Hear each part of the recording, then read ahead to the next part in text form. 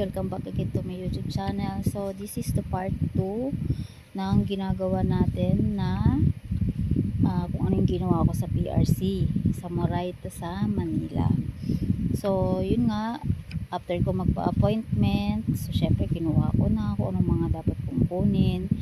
So syempre after nyong magpa-appointment, so by the way guys, ito yung updated na mga requirements kung ano-ano yung mga kukunin sa inyo pag kukuha kayo ng certificate of passing, ratings, and then kung ipapa-authenticate nyo yung passing and ratings nyo, and then kung ipapa-authenticate nyo na din yung PRC ID ninyo.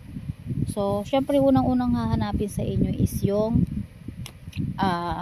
appointment ninyo. So ito yung certificate of ratings ko, ayan, certificate of ratings. So ayan, itong una nilang kinuha. So by the way guys, lahat ng mga in-appointment nyo is kailangan nyong may photocopy. Kailangan nyong magawa ng, mag-photocopy ng mga pina-appointment nyo. So lahat ng mga pina-appointment ko may original din, may original ako and may photocopy ako. So yun nga palang photocopy lang yung kanilang kukunin.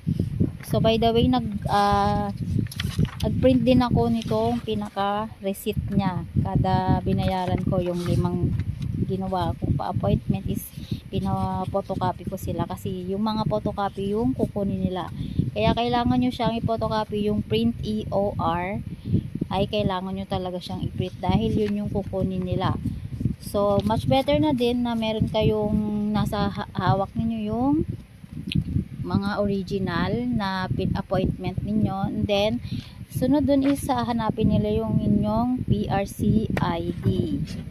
Ipapapotocopy nyo to, kaya medyo na mahal yung bayad kasi yung papel is makapal na siya, as in makapal na, ganito siya kakapal. Tapos kaya siya 10 pesos kasi back to back yung ginawa ko. Then ito na kasi mismo yung isi-certified true copy nila, ayan o.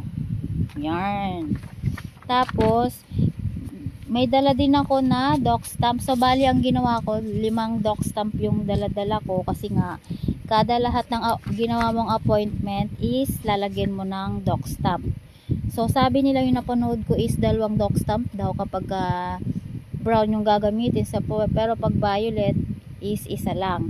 So ang ginawa is nung kumuha ko ng certificate of passing, ayan may isa dyan, ayan. Meron din dito, certificate of ratings. Tapos yung pina-authenticate mo is meron din. So, part 3 guys.